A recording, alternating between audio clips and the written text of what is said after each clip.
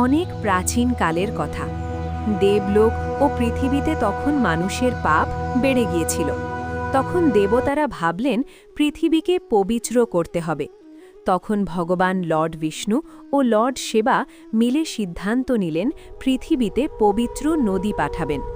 প্রথমে স্বর্গ থেকে অবতরণ করলেন দেবী গঙ্গা। রাজা ভাগীরথা তপস্যা করে গঙ্গাকে পৃথিবীতে নিয়ে আসেন, কিন্তু গঙ্গার প্রবল স্রোত পৃথিবী ভেঙে দেবে। তাই শিব তার জটায় গঙ্গাকে ধারণ করেন।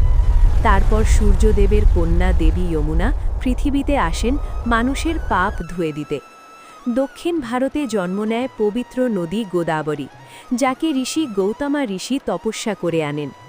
প্রাচীন সভ্যতার জন্ম দেয় মহান নদী ইন্ডাস রিভার, যার তীরে গড়ে ওঠে সিন্ধু সভ্যতা। আর এক রহস্যময় নদী সরস্বতী রিভার, যাকে দেবী সরস্বতীর রূপ বলা হয় এই নদী আজও মাটির নিচে প্রবাহিত।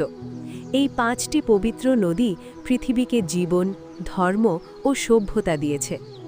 ভিডিওটি তোমাদের ভালো লাগলে অবশ্যই চ্যানেলটিকে সাবস্ক্রাইব করবেন এবং ভিডিওটিতে একটি লাইক করে কমেন্ট লিখবেন।